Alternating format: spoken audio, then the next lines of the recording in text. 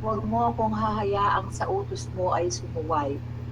Ang banal mong kautusay sa puso ko iingatan upang hindi magkasala laban sa iyo kailanman. Kung titingnan po natin sa unang bersikulo, meron po siyang emphasis dito sa kanilang kabataan. Na alam naman po natin sa talinghagang mga salita ng ating Panginoon ay yung pong estadong kababaan. Kaya sa mga bersikulong nabanggit na magpapakilala ang ating Panginoon sa mga bata, sila po yung magdidepende sa Kanya. Kaya ito pong napakahalagang kadugtong dito po sa unang bersikulo na ito po ay tumutukoy sa partikular na estado ng isang nagsasaliksik sa katotohanan sa salita ng ating Panginoon. Dahil ang kabataan ay sumisimbolo sa pagiging mababa ng isang taong naghahanap sa ating Panginoon. Kaya tayo pong lahat sa ating mga karanasan, bagamat tayo ay naging miyembro ng iba't ibang sekta o grupong naghahanap sa salita ng ating Panginoon, ay nasumpungan po natin ang panahon na hindi na po natin nararamdaman na hindi na po tayo nakaanib sa katotohanan. Kaya bawat isa po sa atin nagkaroon ng pag-aalinlangan. Nagkaroon po tayo ng doubts. Sa aking po karanasan, ako po ay dumiretso sa ating Panginoon. Nagtatanong po ako kung bakit despite po ng aking mga natutunan sa itinuro ng mga mangangaral, ayon po sa kanila, hindi ko pa rin po nakita na ako ay lumalago sa aking spiritual na buhay. Kaya napaka-importante po nito na ang bawat isa po sa atin ay nagsusumamo, nagmamakaawa sa ating Panginoon na sana ay gabayan tayo hanggang tayo ay makapag-overcome sa ating mga buhay. Siyempre po sa ating buhay na physical, sa hindi po natin hiningi sa ating Panginoon, hinahayaan niya po tayong gamitin ang ating isip at damdamin para tayo ay lumago sa mga physical nating mga buhay. Pero pagdating po sa spiritual na buhay, tayo po ay magdidepende lamang. Gaya po ng isang bata, wala po siyang magawa kung hindi po siya aarugain ng kanyang magulang. Yan lamang. Natin na inaawit po natin na in His time. Ano po? Nakalagay din po ito sa banal na aklat. Ano po? He makes all things beautiful in His time. Kaya po yung marami pong nagbabasa ng Biblia, ang nakuha po natin dahil pare-pareho po tayong naanib sa mga grupong nagbasa na ng Biblia na sa atin pong naging karanasan, nakita po natin na hindi pa po yun ang katotohanan. Gaya po ng katotohanan na sa dinami-dami po ng mga grupong nagbabasa ng Biblia, iisa lang ang Biblia ang kanilang pinag-aaralan, pero hindi po sila magtugma-tugma ng kanilang mga aral sa mga tao. Yun po ay isang malaking ebidensya na ang mga tao po ang gumagawa ng kanilang paraan. Kaya nga po, nung nasumpungan po natin yung offer ng ating Panginoon na tayo ay magpahinga. Dahil nga po ang sarili nating effort ang ginagamit natin. Ano po? Ayun po, He makes all things beautiful in His time. Gaya po ng tinanggap po natin bilang katotohanan sa kanyang mga salita. Matalinghaga po ang salita ng ating Panginoon. Ayon nga po sa binigay sa atin ng ating Panginoon, kumbaga, ang salita ng Diyos ay siya mismo na nagsasalita sa atin. Hindi po siya chronological. Hindi po siya, yun po ang hindi din maintindihan ng ibang nagbabasa ng Biblia. Bakit? Ang sabi nga po sa atin, sa pag-share po natin, bakit hindi chronological ang pag-aaral ninyo? Hindi po nila makuha yung nangyari noon ay nangyayari ngayon at mangyayari pa sa future na walang pinagkaiba. Sabi nga po, there is nothing new under the sun. Ngayon po, yung mabalik po ako sa in His time. So sila po naniniwala, ang Diyos ang gumagawa ng paraan para sila ay mapalapit sa Kanya. Kaya, literally speaking, kinukuha po nila yung He makes all things beautiful in His time. Ngayon po, sa karanasan na natin pong lahat, kung bakit nung wala na tayong mapuntahan dahil sa pagpapagod natin sa paghanap sa katotohanan sa kanyang mga salita. Bakit po kaya nung nagsumamo po tayo sa kanya, humingi po ng awa, dun po siya naawa sa atin. Nung linet go po natin yung ating lahat, kaya po nag-surrender tayo eh. Kaya po tayo ay humingi na ng awa sa kanya. Kung baga, wala na po tayong choice kung hindi magmakaawa sa kanya. Doon po natin siya nakilala, di po ba? So, yung pong nakasulat sa banal na aklat na in His time, sabi niya, He makes all things beautiful. Sabi. Nandyan lang po pala ang ating Panginoon, nakaantabay. Sabi nga po natin, bakit po tayo nagkasama-sama? Pagmula nung tayo isinilang, nandun na ang kamay ng ating Panginoon para tayo ay gabayan. Sa kanyang foreknowledge, alam niya kung sino yung magpapakumbaba sa kanyang harapan. Pero hindi po niya aalisin yung free will. So, yun po pala yung in His time, gaya ng nakasulat, in His time. Hindi po yung literally sa panahon po ng ating Panginoon. Dahil ang gusto po pala ng ating Panginoon, gaya po ng kaalaman ng lahat, ang imbitasyon ay para sa lahat. Hindi po siya namili. Ibig ko sabihin ng imbitasyon para makasama siya. Dahil yun po yung ultimate objective po ng ating Panginoon kung bakit tayo ay naging tao, para makasama siya, yung ating kaluluwa. So ito pong buhay po natin dito sa mundo, temporal lang po ito. Hindi po ito yung permanente. Kaya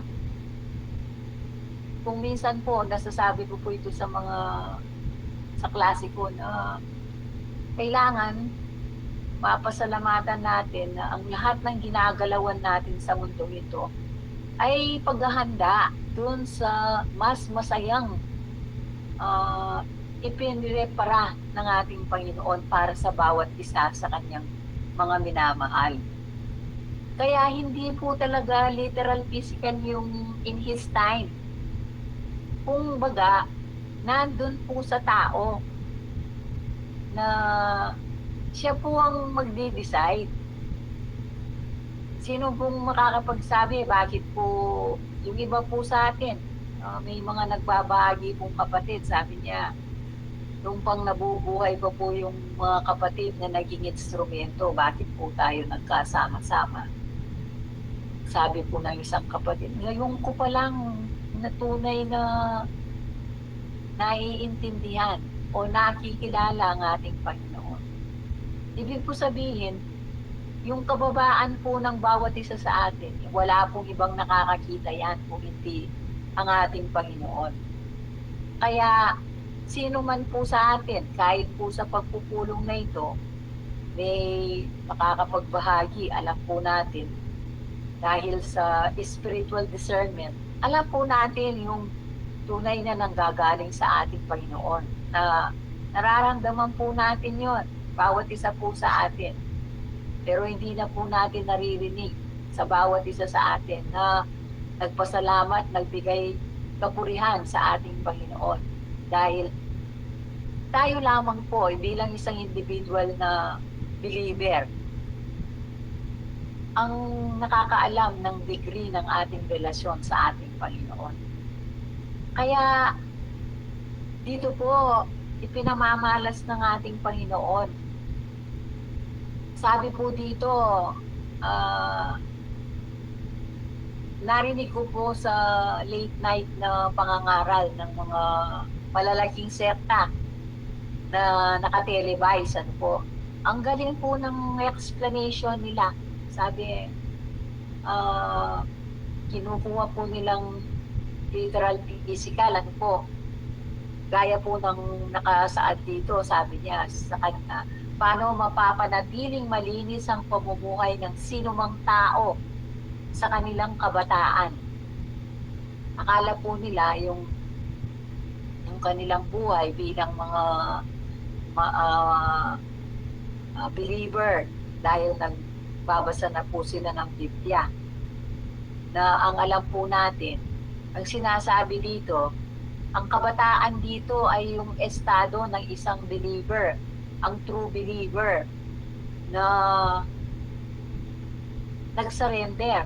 Dahil ang sabi nga po, magpapakilala lamang ang ating Panginoon sa mga bata. Kaya yung spiritual na kabataan dito ay yung estado ng isang naniwala o nakakilala sa ating Panginoon. Na alam po natin, yung estadong yon hindi po sustainable. Kaya po yung nakasulat sa Biblia, ano po yung mga nakita natin, mga anak ng Diyos, na tunay na anak ng Diyos, pero ano po yung ipinapakita?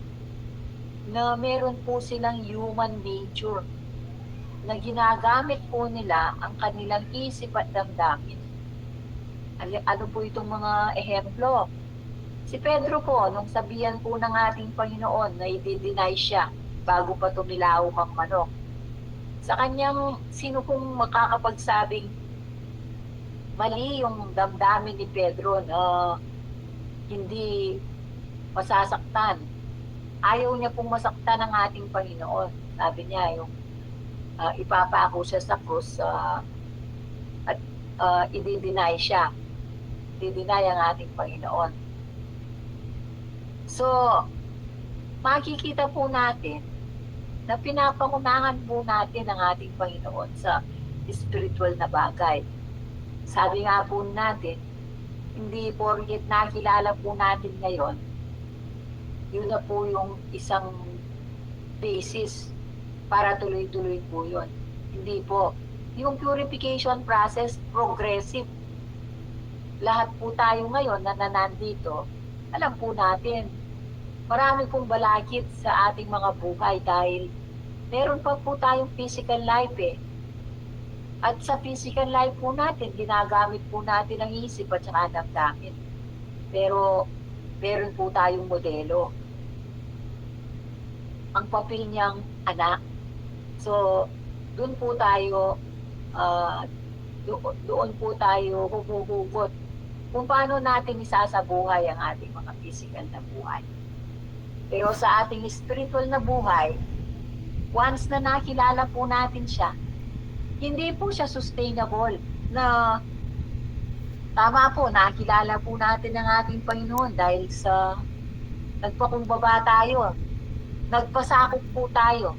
Yung pong, yung pong statement ng mga kapatid noon, sabi niya, isang basong tubig, sabi niya, kung may laman yon, kunyari po yung kalahati, nakafill ng kalahati yung baso. Paano magiging domina ang ating Panginoon kung meron kalahati?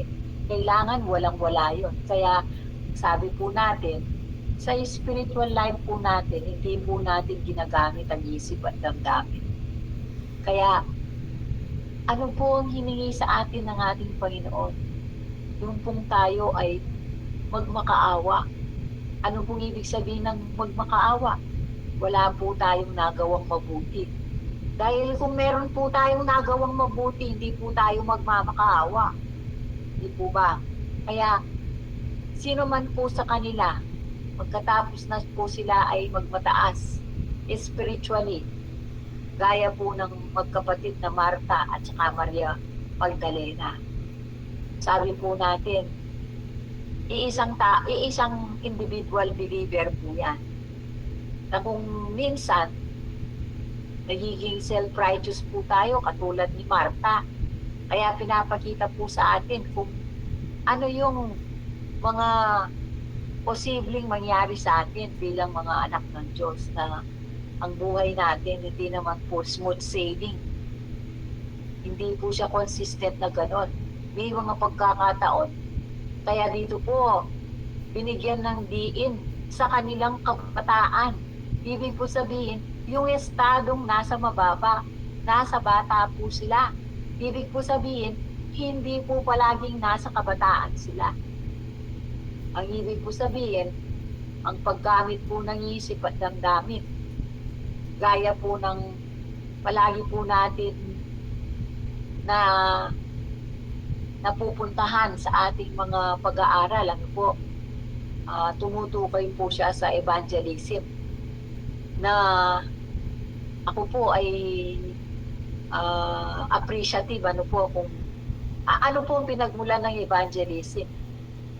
Nitong mga huling pag-aaral po natin, ito po pala yung spiritual tithes, di po ba, na inutos sa atin ng ating Panginoon. Kaya na-appreciate po natin bakit ang ano ng parang ang buhay natin pagka tayo ay mababa, kailangan mag-indulge tayo sa evangelism. Ano po? Ito po pala ang naging modelo ng ating Panginoon. Kaya sasabihin po natin, hindi ako marunong magsalita. Naunawaan din po natin na hindi po pala lahat. May pagkakataon na at one point, maaaring makapag-start po tayo ng pag-share ng salita ng Diyos.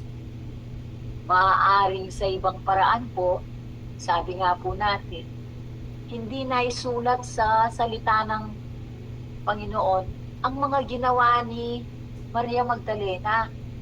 Pero sigurado po siyang nag-participate sa evangelism. Dahil yun po yung identification natin sa ating Panginoon. Kung baga, paano ka malalaman na true believer ka? Yun po yung identification natin. Yun po yung marka. Kung baga sa mga baka, yun po iniinit po yung bakal tapos imamarka po sa baka, di po ba? Kaya ano po yung true symbol na ikaw ay tunay na nakakilala sa ating Panginoon? Gaya po ng sinasabi natin, a true follower. So kung tayo ay tagasunod, ibig sabihin kung anong ginawa ng ating Panginoon, sinusunod po natin.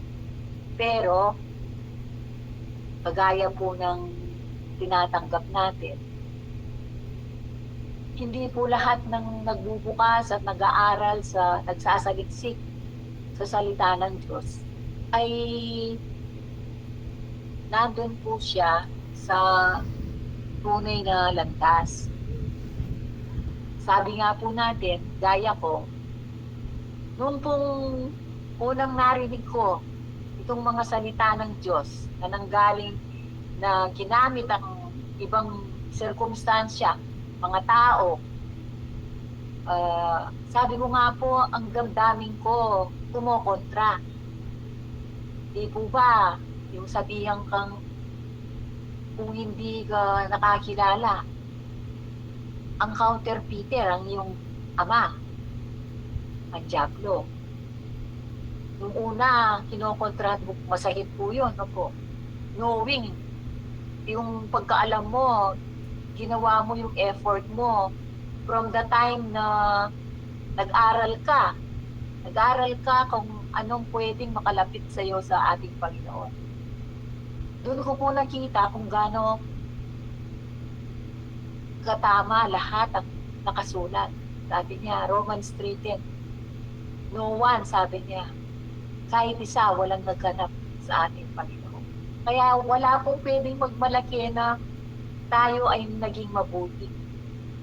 So, sa madaling salita, gaano mang kasakit yun, katotohanan po yun, totoo po yun, na ang sinasabi ko, kinokontra po ng aking isip at saka damdamin, na dapat sa spiritual na aspeto, hindi po natin pwedeng gamitin yan. Kaya, matamis ko pong tinanggap lahat yon dahil alam ko, totoo pong lahat yon. At matamis ko pong natanggap dahil nung pong nabitawan ko na yung pag-shield ko dahil sa paggamit ng aking isip at damdamin, doon ko natanto na tama nga katotohanan ng kanyang banal na salita. At tama nga po ang kanyang salita. Siya po mismo, siya po yung nakikipag-usap sa atin. Kung hindi po siya nakikipag-usap sa atin, paano po tayong makakapag-endure sa mga balakid? Katulad po ng physical life po natin, malaki pong impluwensya ang physical life po natin. Sino po ang ayaw mag-enjoy sa physical life? Binigay ng Diyos ito para i-enjoy ko. Ang appreciation ko para ibigay sa ating Panginoon, i-enjoy ko. Pero, ito po yung malaking risk. Ito pong free will na ito, dahil hindi naman po inalis ng ating Panginoon. Marami po sa mga unang nakakilala sa ating Panginoon ang hindi nakapag-overcome dahil sa paggamit po ng free will na ito. Kaya po pala, tayo po ay constantly humihingi ng awa dahil alam po natin sa ating mga spiritual na buhay, wala pa po tayong na-achieve na kabutihan. Maaring sa physical life, ginagawa po natin yung karapat-dapat.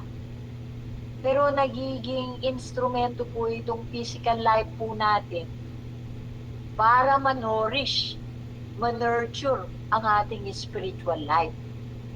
Pero sa kadalasan, baliktad po yung nagiging po natin para po ang gusto po natin i-nurture, ang gusto po natin i-nourish yung ating physical life.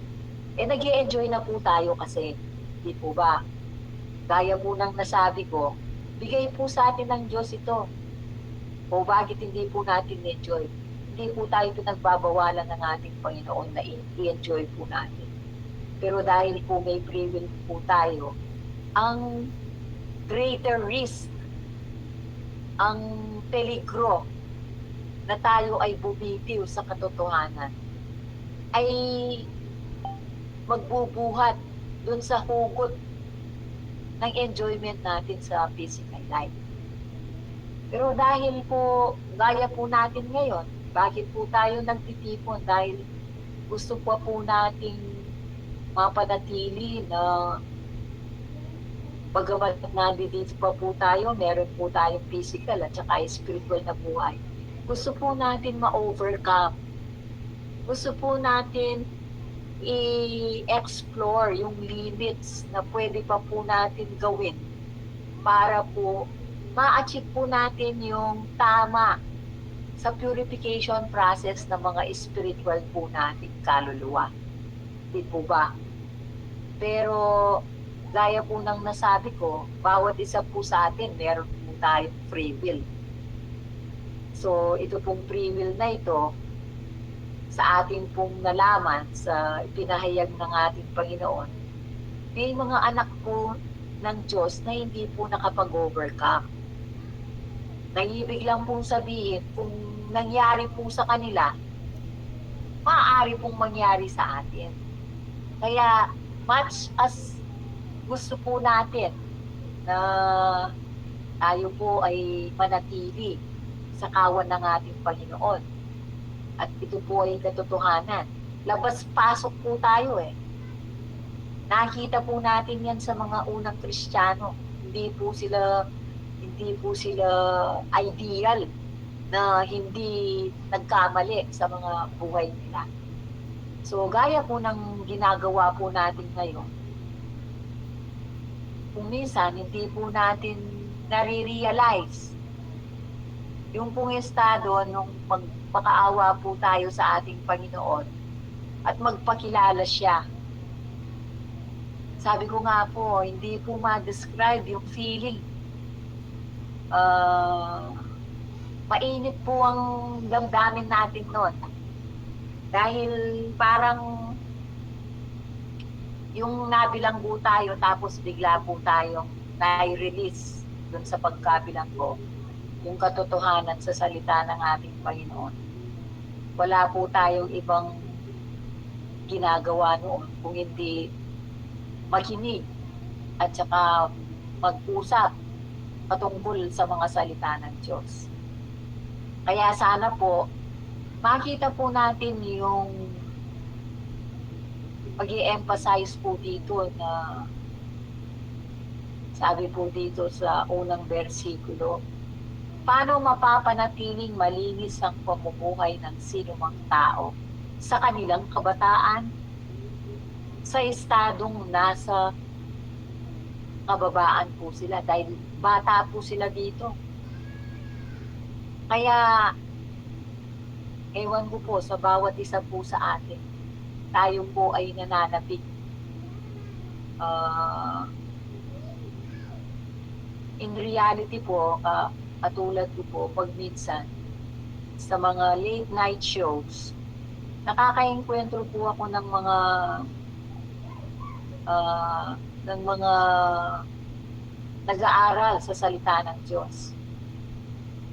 Yung pong pinapakita sa TV, so katotohanan, may pondo po sila, ano po, dahil hindi po sila mate-televise kung wala po silang pondo. Kung minsan naisip ko po, sabi ko, napakabuti ng ating Panginoon. Bakit hindi ako nasali sa kanila? Eh kung titignan mo, serious na serious. Sinong magsasabing wala sila sa katotohanan? Eh, ito pong napapanood ko, yung pong pastor, very popular po yan. Pagkatapos, pati po yung mga anak niya, naging pastor at pastora na rin po. Kaya yung ano po, yung nagsasalita, makikita mo po yung mga nakikinig, very powerful po yung kanyang explanation. Tsaka po yung itataas nila yung kamay nila, nag-i-amen po sila. Napaka-serious po nila. Hindi po ba natin marirealize na napakapalad ko? Sabi ko, bakit hindi binigay sa kanila yung katotohanan? Eh kung tutuusin yung seriousness nila, sinong magsasabing hindi po sila sincere at serious sa paghanap sa salita ng Diyos? Di po ba tayo maswerte? Pero ang sabi ko sa sarili ko, pagkatapos, pag minsan ginagamit ko pa yung isip at damdamin ko. Kaya sa totoo lang po, nitong mga huling pag-aaral po natin, talaga pong naitatanim po sa akin, mabigat po sa akin dahil alam ko po, sa harapan po ng Diyos, ako po ay nagmamataas. Kaya, ngayon po, dito ko po nakikita kung gaano po tayo kamahal ng ating Panginoon. Bagamat nandito pa rin yung free will, hindi po niya tayo pinapabayaan mahiwalay sa Kanya. Kaya kung wala po itong mga warning na ito, magko-correct sa atin, paano na po tayo? Palagi po kong nasasabit sa klase ko, sabi ko, ang pinakamatanda sigurong tao na nabuhay, kahit 100. Actually po, may Amerikano, 107 na po siya. Sabi ko, pagpalagay na natin 120, anong saysay nung 120 years ka nag-exist? Pero yung kaluluwa mo, hindi naman babalik sa ating Panginoon. Ano yung importansya na nabuhay ka ng 120 years? Nag-enjoy ka lang. At least nag-enjoy ka. So, mapapaisip po sila. Di po ba? Napakapalad po natin na bagamat ganito po ang ating mga buhay. Alam ko po, wala po magsasabing hindi mahirap ang mabuhay.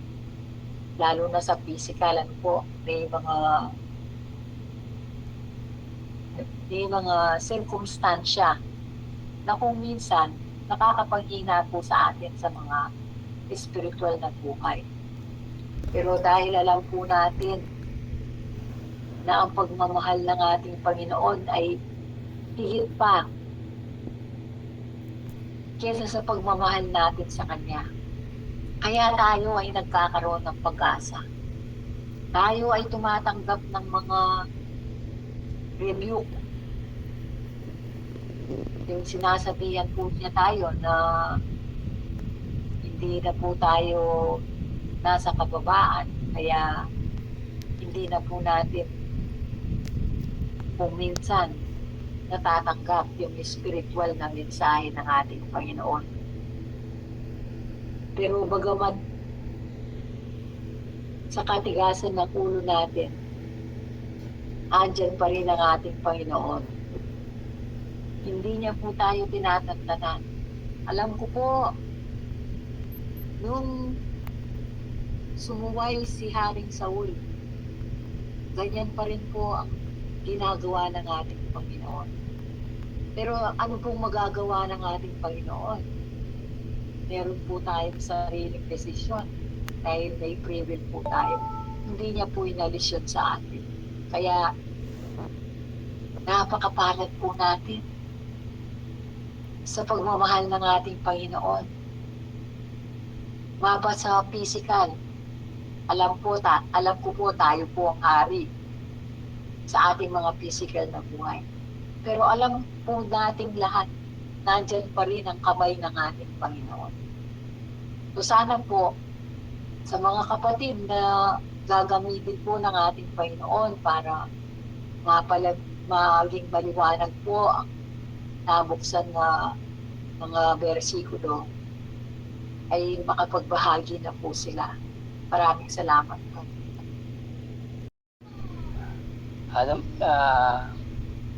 Sa aking mga pagbabasa sa social media tungkol sa katanungan tungkol sa ating Panginoong Hesus, medyo pong ang mga tao hindi nila, dahil sa paggamit ng kanilang isip at damdamin, hindi nila makilala ang ating Panginoon. Hindi nila, siyempre, ginagamit nila ang kailang kaisipan para sa pagkilala sa Kanya. Pero nakikita natin na susi talaga para makilala siya ay ang pagpapakumbaba at pangingin sa Kanyang abag para maunawaan natin ang Kanyang mga salita. Kaya po, na nakikita ko minsan na binabasa ko mga comment nila, iba-iba po ang kanilang nasabi sa tungkol sa ating Panginoon. Talaga kung hindi na ito makikilala dahil nga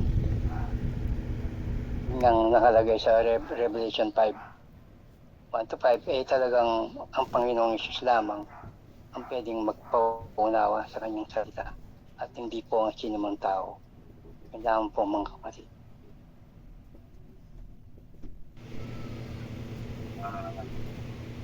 Kapatid, tatanong ko lang, ito bang tinatalakay natin mga awit 119 mula 9 hanggang 11, mayroon bang pinaka-specific na tanong kung ito ay tanong ng isang kapatid?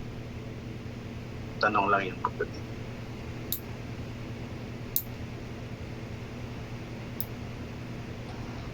Wala naman, Brad. Basta ito yung binigay na topic.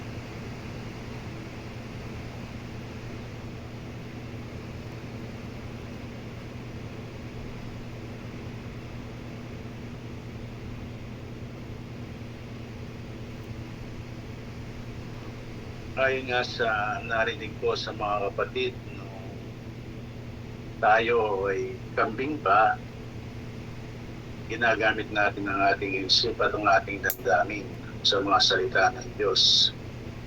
Kaya ang buong paniniwala natin noon, ito ay literal.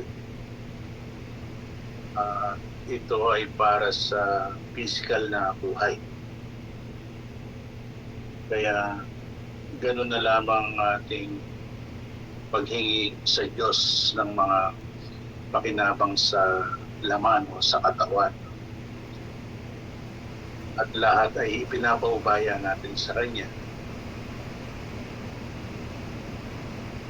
Pero nang tayo ay magpakababa at naging tupa, nalaman natin na itong kanyang mga salita ay para pala sa spiritual na buhay. Kaya itong tinatalakay natin, mga awit 119 mula 9 hanggang 11, para pala ito sa ating spiritual na buhay. At dito, ko rin nyo kapatid, alam ko nagsasalita yata dito si Haring David, kung saan para bang pinapaubayan niya sa Diyos para hindi siya sumuway sa mga kautusan, para ang mga kautusan ng Diyos ay maingatan sa kanyang puso, hindi siya magkasala. Parang gano'n, no, kapatid. Pero alam naman natin na may free will naman ang tao. Kung titignan mo dito, uunawain natin, tama, ipinapaubaya natin ng lahat sa Diyos para sa spiritual na buhay. Subalit meron nga tayong free will. At dahil sa free will na yan, talagang nagkakasama tayo. Hindi natin naiiwasan yun. Kaya itong panalangin, panalangin ni David, paano nga ito mag-a-apply sa atin at hindi kinokontrol ng Diyos ang ating free will. Yung ibang kapatid baka may gusto kong bahagi tungkol dito. I-correct nyo kapatid. Ang nauunawaan ko dito, para kung isa-summarize mo yung panalangin natin sa Ama namin, yung huwag mo kaming ipahintulot sa tukso. Parang sakop lahat itong sinabi ni Haring David. At nabanggit nga niya dito ang tungkol sa pagsunod sa mga banal na kautusan ng Diyos. Sana huwag siyang sumuway. At alam natin sa ipinahayag ng Diyos na yung lahat ng kautusan ito ay nakapaloob doon sa dalawang kautusan ipinahayag niya sa Marcos 12 magmula 29 hanggang 31. Yun ang nakitang pinaka mahalaga sa lahat ng kautusan at wala nang mas higit pa sa dalawang kautusan yun na kung i-apply natin dito sa sinabi ni Haring David, iyon ang tinuturo niya ng mga kautusan. Tayo, natupad na yung sa verse 29. Hear, O Israel, the Lord our God is one Lord. Sapagkat nakilala natin ang Panginoong Hesus sa pamamagitan ng himalang galing sa Diyos. So natupad yung una sa pamamagitan ng Diyos. Ngayon, sinasabi nga natin na meron na lang dalawang kautusan natitira, yung verse 30 at verse 31. Subalit sa ipinahayag ng Diyos sa atin, sa pagkatupad ng verse 30, ay matutupad yung verse 31. At sa pagkatupad ng verse 31, ay matutupad yung verse 30. Kaya ang lumalabas parang isang kautusan na lang dahil magkaugnay yung 30 at 31 na kung i-apply natin dito parang yun ang pinakaasam ni Haring David na sana yung nag-iisang kautusan yun ay matupad. Dali kapatid, malakas ang ulan. Yun mo ng ibang kapatid.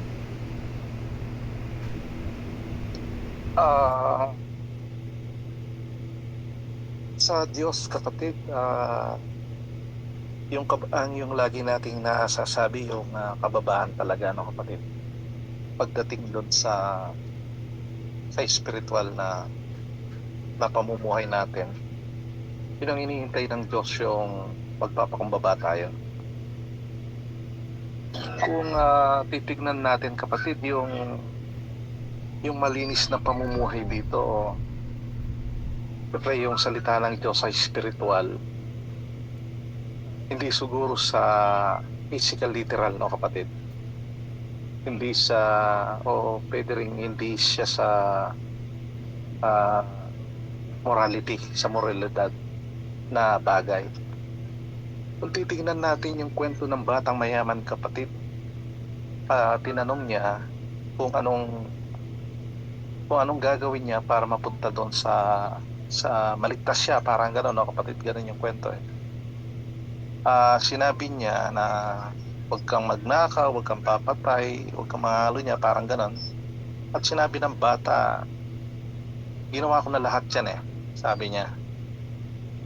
Pero nung sinabi ni Kristo na ng Diyos na kung gano'n, ibenta mo ang iyong mga kayamanan o mga ari-arian at ipamigay sa mga tukha. Doon na nakita natin na yung batay parang hindi siya pa pumayag, no? Dahil marami siyang ari-arian, parang ganun. Ang nakikita natin dito yung nakuha ng bata sa mga literal physical, sa mga huwag kang magnaka, huwag kang manglunya, o huwag kang papatay. Ginawa niya lahat yun eh. Pero sinasabi ng Diyos pala yung mga bagay na spiritual. Dahil ang tinutukoy ng Diyos na kayamanan dito kapatid, yung kayamanan sa ating pangunawa sa salita ng Diyos, no kapatid, o yung ginagamit natin ng ating isip at damdamin, yun ang kahulugan ng Diyos, no kapatid. Pero sinabi dito yung sa puso. Hindi kaya kapatid, kasi sinasabi sa puso siyang pinakamandaraya sa lahat no kapatid. Pero may sinasabi din ang puso pala kailangan matuli para magampanan yung mga sa spiritual. Tingnan po natin.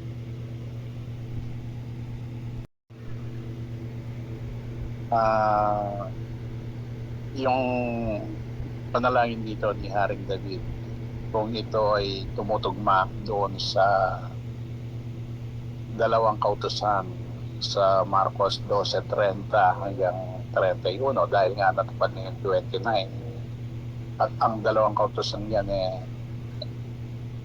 kombinasyon pala. Yung sabihin, hindi siya pwedeng tuparin yung isa at hindi tutuparin yung isa, dahil sa pagkatupad ng isa ay matutupad na ang isa, kaya nag-iisa na lang. Ngayon, pagmamahal sa Diyos, para mahalin ng Diyos, kailangan itakwil ang sarili. Kaya yung panalangin ni Haring David, ang nakikita ko dito, kapatid, parang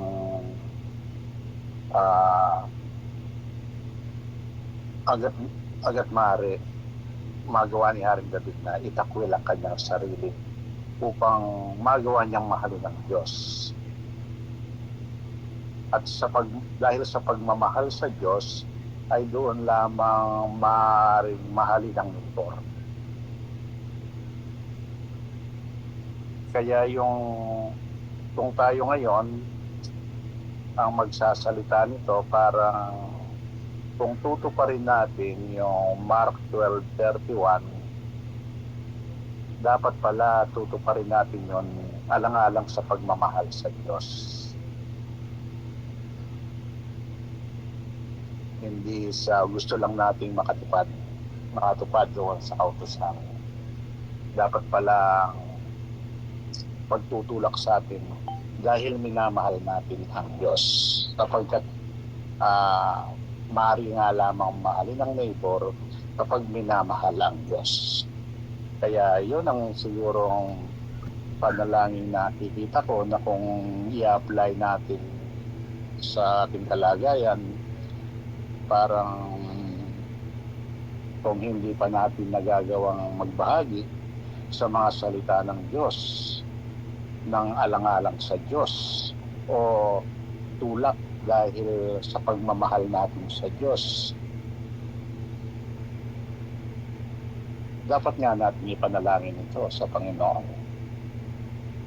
Kung paano ipinapanalangin ni Haring David na sana magawa nating maitakwil ang ating sarili upang mahalin ang Diyos, sapagkat sa pamamagitan ng pagmamahal sa Diyos ay doon palang magagawang mahalin ang neighbor. At tungkol nga doon sa puso na nabanggit ng kapatid, parang dito nahuhulog yung mga pili ng Diyos sa damdamin.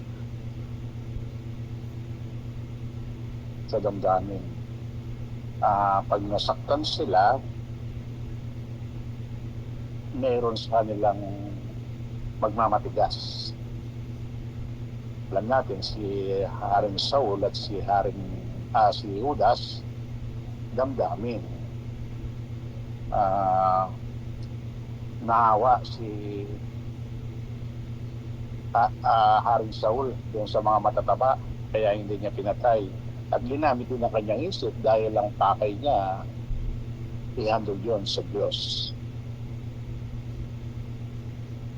Si Judas naman, alam natin na nasaktan siya doon sa paglalagad ng Diyos sa kanya, nung sabihin ng Panginoon na ang isa sa inyo pagkakadulo ako. Tapos sabi ng Panginoon, kung sino man yung makisalo sa kanyang pinggan, siyang magkakadulo sa kanya. At nakita nga si Judas na nakikisalo siya sa pinggan ng Panginoon. Nasaktan si Judas dahil ang nalalaman niya, pinapakain niya ang mga dukha sa pamamagitan ng supot na dala niya. Bagamat ang Diyos ay nag-utos na huwag magdala ng supot kapag sila ay sinusugo, Pero ang katwiran ni Judas, ang laman naman ng supot, karunungan galing sa Diyos, hindi galing sa kanya. Hindi galing kay Judas. At yun ang ipinapakain niya sa mga dukha. Pero ang sabi ng Panginoon, dapat ganun nga, pakainin ng mga dukha. Pero yung ginagawa ni Judas, hindi pagpapakain sa mga dukha, kundi pagnanakaw sa Diyos.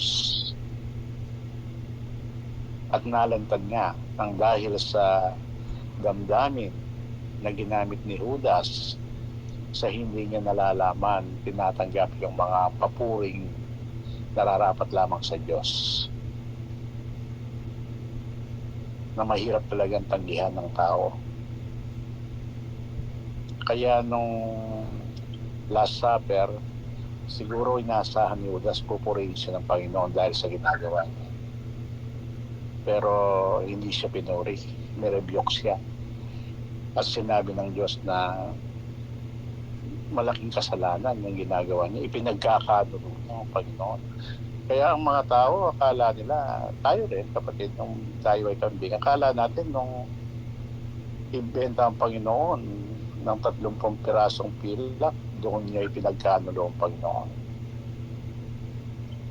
Parang lumalabas nung makasalo siya doon sa pinggan, ay doon niya pinagkakanulo ang Panginoon. Sapagkat nakikipantay siya. Tumatanggap siya ng papuri mula sa mga tao na dapat sa Diyos lamang ibigay. Kaya damdami. Kaya dito parang si Haring David, aware siya na sa damdamin din siya malamang masusubukan. Dahil nga itong dalawang nahulog sa pamagitan ng kanilang damdamin na hindi nila nalalaman, sila ay nalinlang. Kaya si Haring David, alam niya, ito ay nag-a-apply sa lahat ng pili ng Diyos na mangyayaring sila ay malinlang ng kanilang damdamin. Nakita nga natin si Pedro, ganyan din damdamin eh.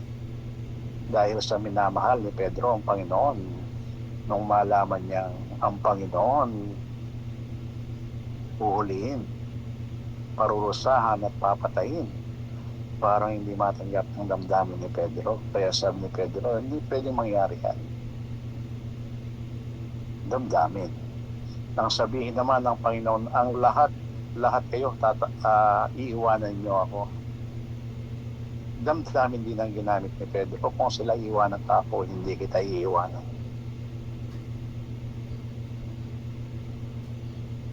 Sa maraming beses parang damdamin doon nasusubok ang anak ng Diyos. Kaya itong si Haring David,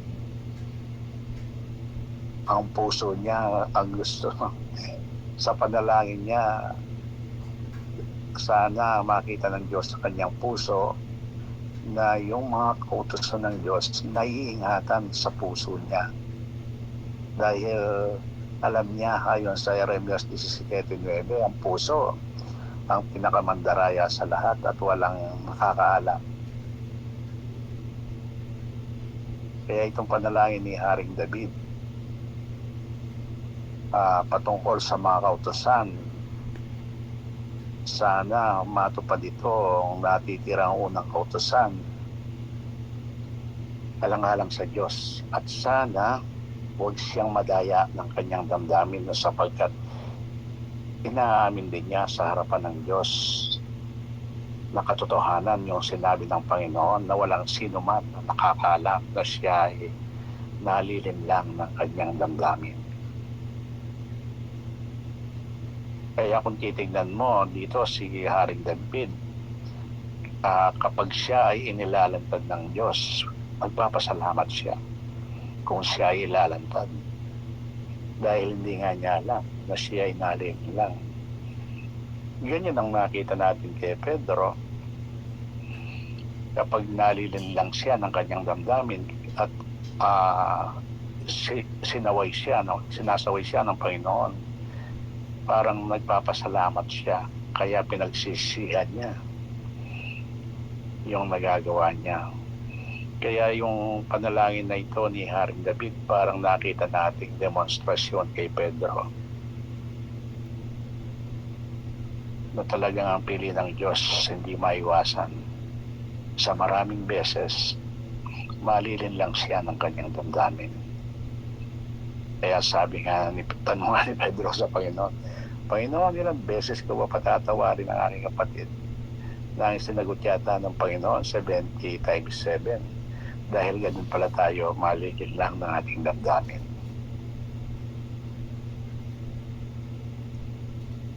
Kaya si Haring David, sa dami yun, baka nga naman magmintis siya, matulad siya kay Haring Saul at kay Judas.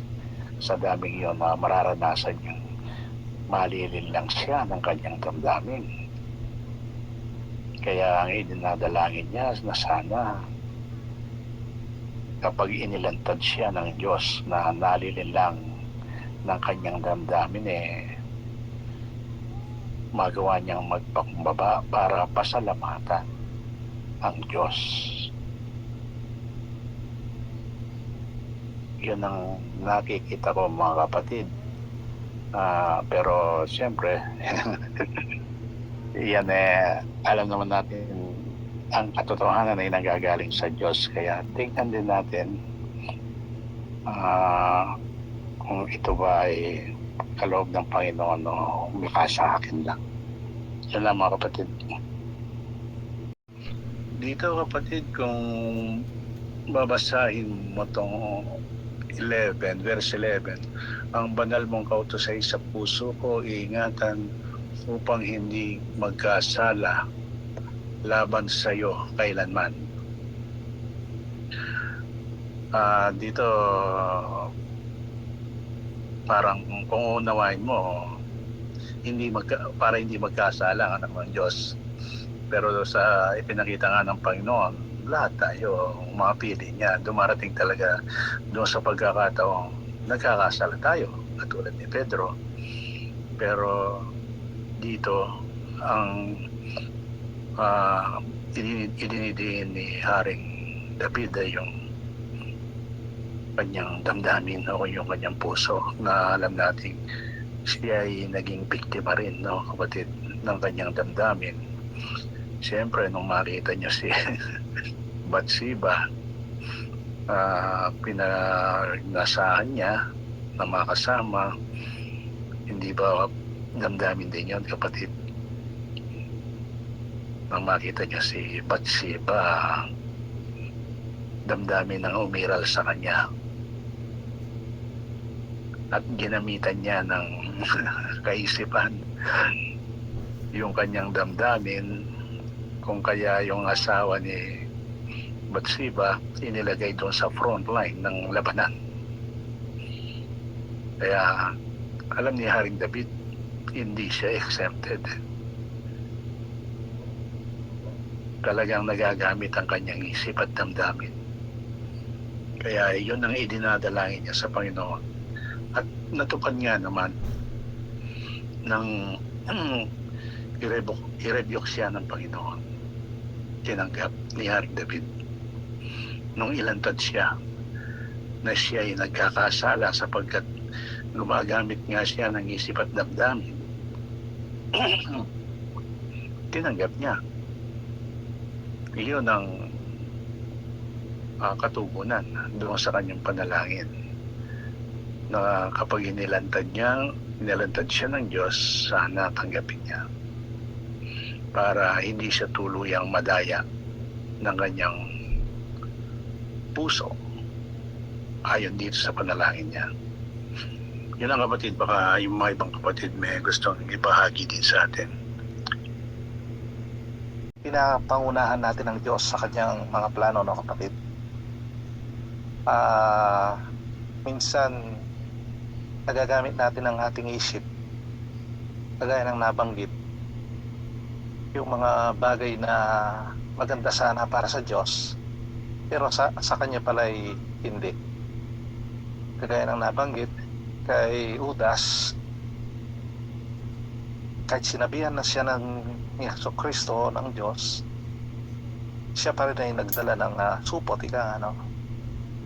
At yun ay nakita natin na maganda naman ang kanyang layunin. Pero yung supot pala na yun, tumutumbas doon sa kanyang isip at damdamin lang na hindi pwedeng gamitin sa Diyos. Hindi pwedeng gamitin sa spiritual, ano, kapatid. Kaya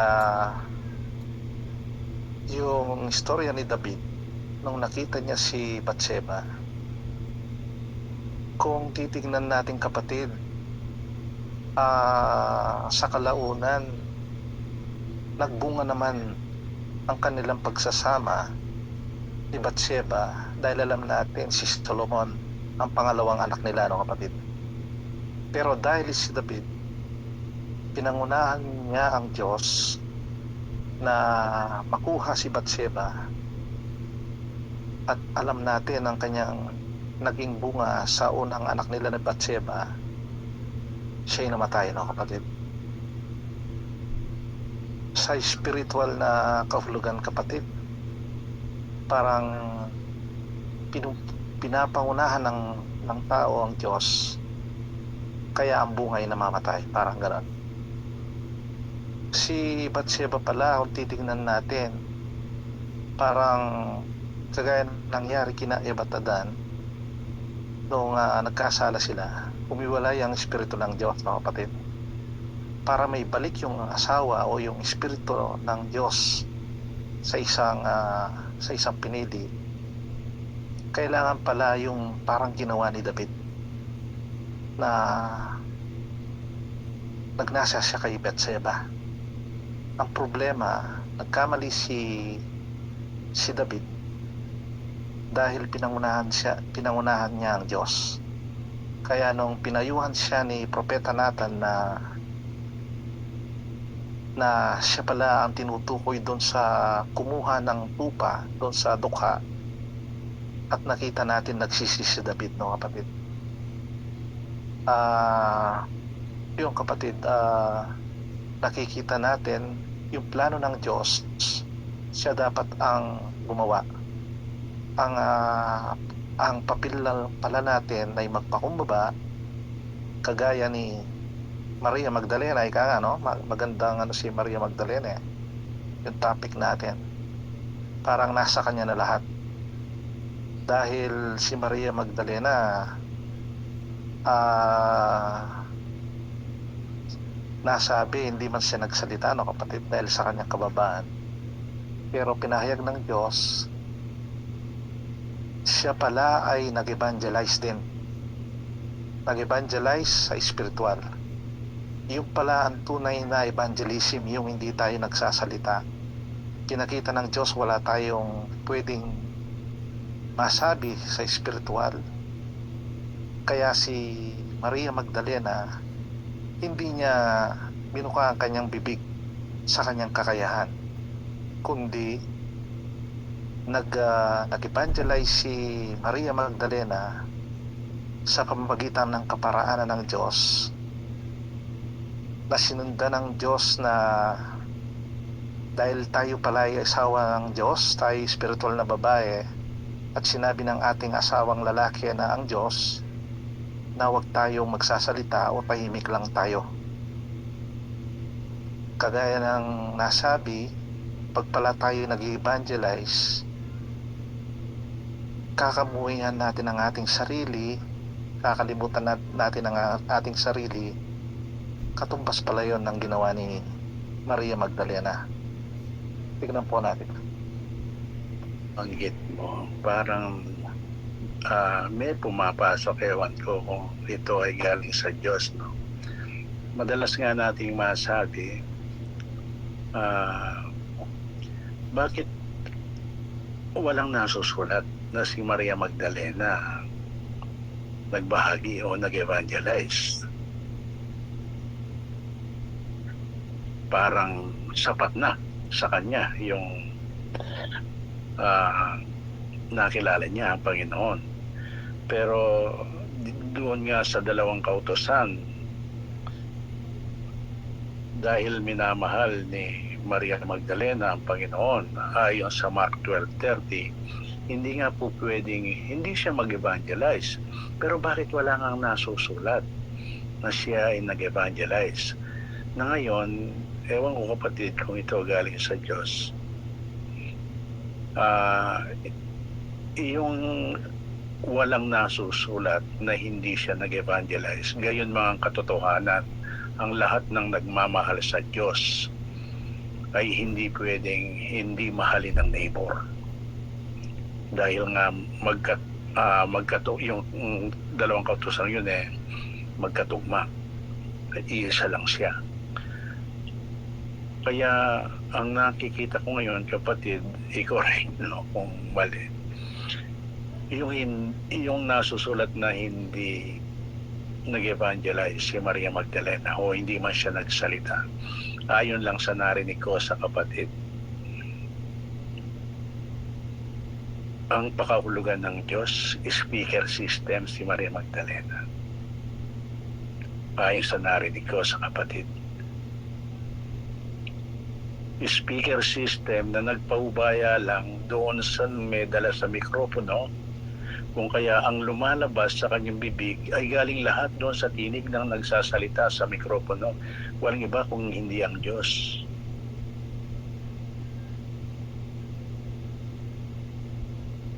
Kaya si Maria Magdalena nag-evangelize nga pala.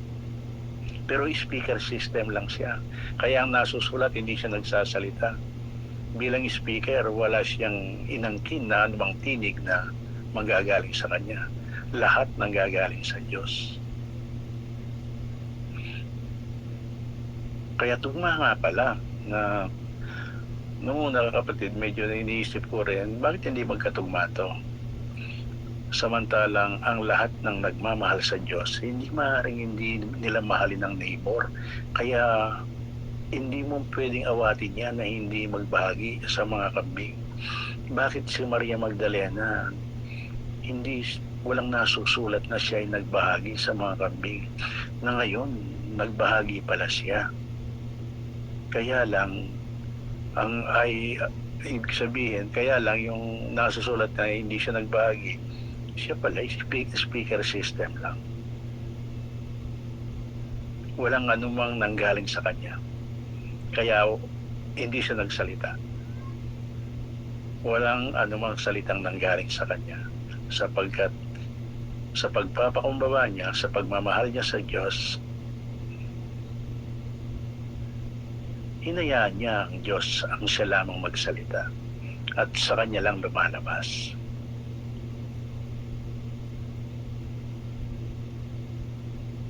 Yun, kapatid, ang nakikita ko ngayon, na sa atin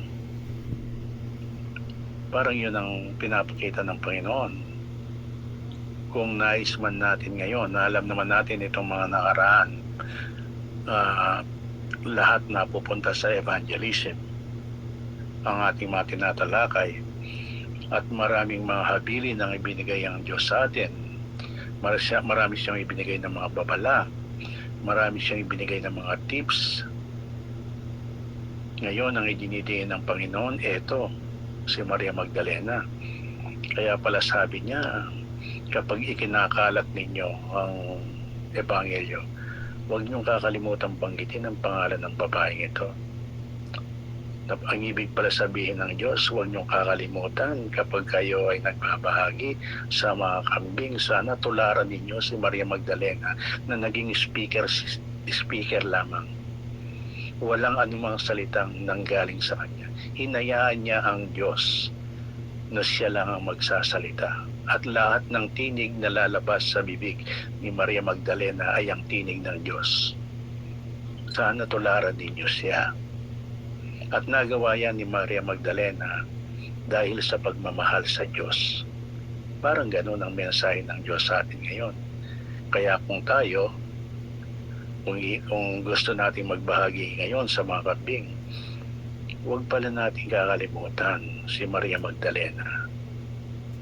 na ginawa niya ang pagbabahagi sa mga kambing dahil sa pagmamahal sa Diyos.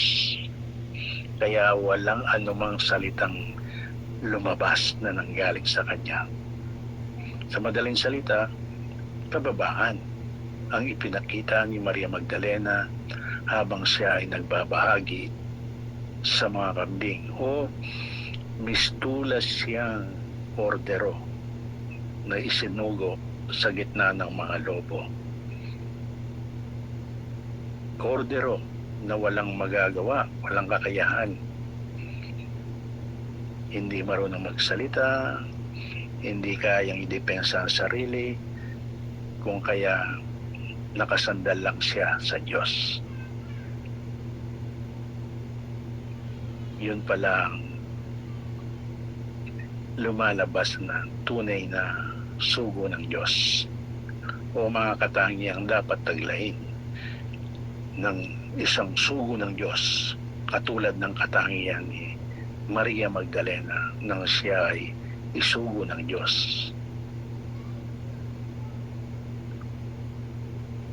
Tingnan niyo kapatid kung pwede o talagang yan ay galing sa Diyos, kung bakit ngayon sabi niya, kapag ikinakalat ninyo ang ebanghelyo o kapag kayo ay nagbabahagi sa mga kambing, alalahanin niyo ang ginawa ni Maria Magdalena nang siya ay magbahagi sa mga kambing. Naging speaker ko lang siya at walang anumang salitang lumabas na galing sa kanya, kundi galing lahat sa akin. Tignan natin kapatid kung pupwede yun sa ibang mga kapatid. At tungkol naman doon sa narinig ko sa kapatid, bakit, parang tanong ito ng kapatid, bakit nga nagkaroon ng magandang bunga yung ginawa ni Haring David samantalang mali sa harapan ng Panginoon? I-correct nyo kapatid kung nagkakamali ako doon sa unawa ko doon sa istorya. Bakit nga ba nagkaroon ng magandang bunga samantalang mali pala yung ginawa ni Haring David? Para ngayon kapatid, nakikita ko talagang pinapatotohanan ng Diyos. Katulad lang ito ng ginawa ni Birhen Maria nung utusan niya ang Panginoong Hesus na gawing alak yung tubig. Mali yung ginawa ni Maria Magdalena, pinangungunahan niya ang Panginoon. Inuutusan niyang gawin niyang alak yung tubig. Pero ginawa nga ng Panginoon. At ang lumabas, yung tubig, ginawang alak ng Panginoon ayon sa ipinahayag ng Diyos sa atin, hindi dahil doon kay Maria Magdalena o hindi dahil doon sa request ni Maria Magdalena, kundi iyon ay galing sa Diyos, pamamaraan ng Diyos. Kaya yung kay Haring David, bakit nagkaroon ng magandang bunga samantalang mali yung ginawa niya? Parang gano'n din yata kapatid. Yung magandang bunga lumabas hindi dahil sa ginawa ni Haring David na kamalian, kundi ang Diyos mismo. Ayon yun sa pamamaraan ng Diyos na talagang magkakaroon ng magandang bunga si Haring David, pero hindi dahil doon sa ginawa niyang kamalian. Parang ganun lang kapatid. I-correct nyo kung mali yung nakikita ko. Tingnan po natin kung pwede. Parang nagkamali siya, no kapatid? Nagkasala siya sa batas ng tao. Pero sa Diyos pala, kagaya ni Maria Magdalena, siya ay isang patuto. Hindi tinignan ng Diyos yun. Ang kanyang parang trabaho ni Maria Magdalena yun yung pagkapatutot. Pero alam natin malapit na si Jesucristo o ang Diyos kay Maria Magdalena. Hindi niya tinignan ang kanyang trabaho. Pero sa mga tao, nakikita nila si Maria Magdalena, siya'y makasalanan, siya'y marumi. Kagaya ng nangyari kay Haring David, siya pala'y nagkamali. Pero sa Diyos, parang tignan natin kung pwede, hindi siya nagkasala. Pero pwede palang gawin ni David yon sa spiritual, na pwede niyang isipin yon na pwede papunta doon sa kanyang pagkakasala. Pinakita nung nagnasya sa kay Bathsheba, ginamitan ng kanyang damdamin, hilangan ng kapatid, ang kanyang isip, pinagnalasahan niya, nagkamali siya. Nung si Bathsheba ay nanganak, sa kaparaanan ni David, namatay ang bata dahil sa kaparaanan ni David. Pero nung sinabihan siya ni Propeta Nathan sa utos ng Diyos, nakita ang sarili ni David sa isang sa isang mayaman na kinuha ang tupa doon sa tukha. At nakita natin nagsisi si David at pinuri ang Diyos. At pagkatapos noon, nanganak ulit si Bathsheba, at alam natin si Solomon ay napakagandang bunga. Dahil sa kanyang pagsisisi, nanganak si Bathsheba na magandang bunga. Magandang katanungan niyan, kapatid. Ba't kaya nga yung nagkamali naman si David dahil kinuha ni David si Bathsheba sa kanyang asawang si Urias, at si David din ng dahilan kung bakit namatay si Urias. Kagaya ng nasabi, darap niya doon sa labanan, pero hindi pala kinain yung bunga ng kasalanan ni David. Kagaya lang ni Maria Magdalena na nakikita ng mga tao, marumi si Maria Magdalena, pero yun pala'y panlabas lang. Ang tinitignan ng Diyos yung patutot na sa spiritual. At nakita yun na Jesucristo, o nakita ng Diyos yun doon kay kapatid ni Maria Magdalena. Walang iba si Marta. Si Marta,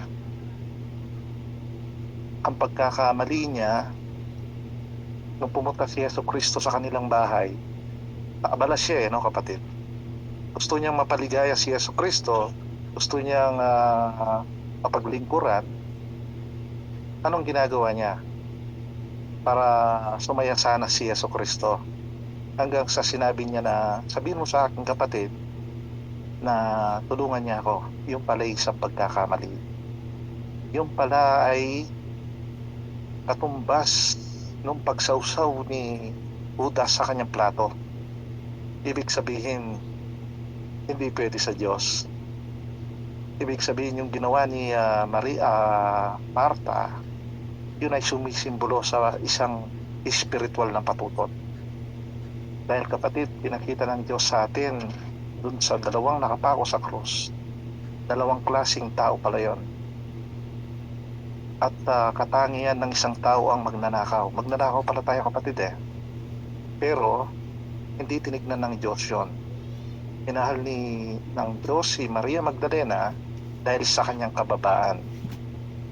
Naligtas yung kanan sa krus ni Jesucristo doon sa kababaan, at hindi doon sa physical na pagnanakaw. Tignan po natin. Hindi natin kayang harukin kung yung plano ng Diyos, Talagang kahit anong gawin natin ay hindi natin kayang isipin kung paano yung sinabi niya, your way is not my way. Sabi niya, your thought is not my thought.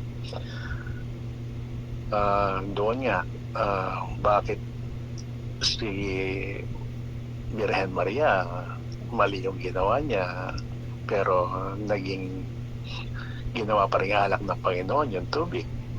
Pero ang lumabas, hindi dahil sa request ni Maria, ni Birhen Maria. Ngayon dito, kay David, nagbunga ng maganda yung pagsasama nila ni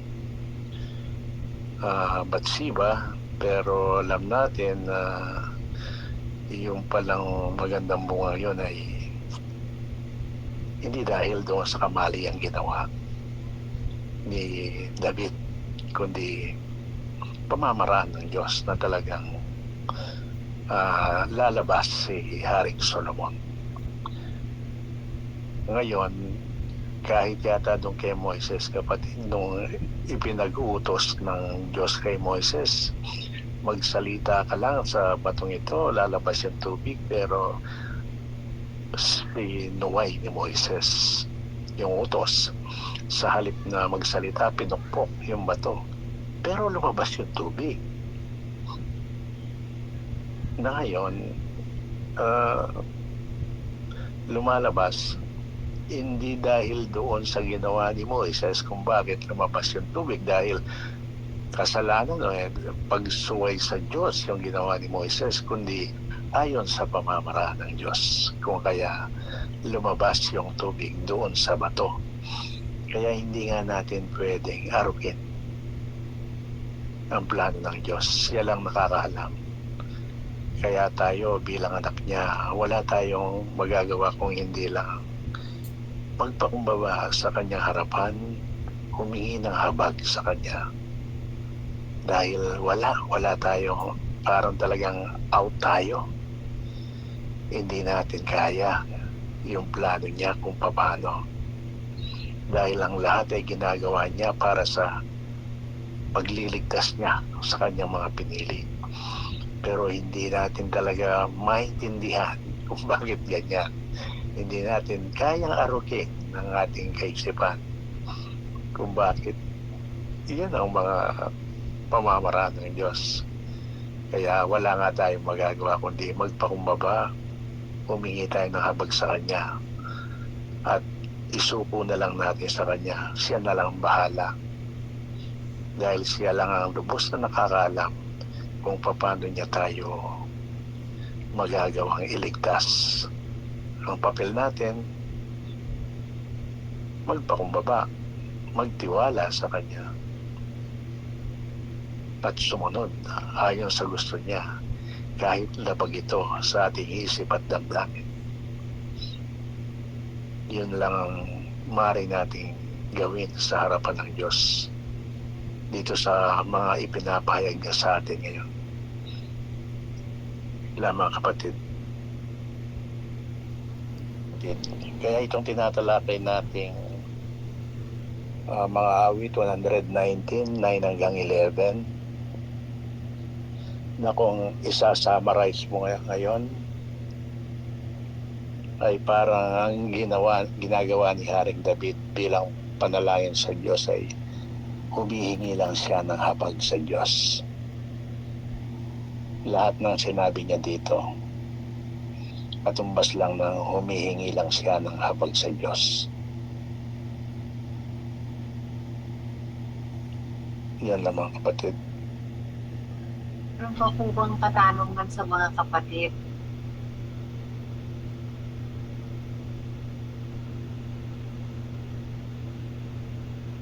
Okay na po ba tayo? Okay na, sis. Salamat.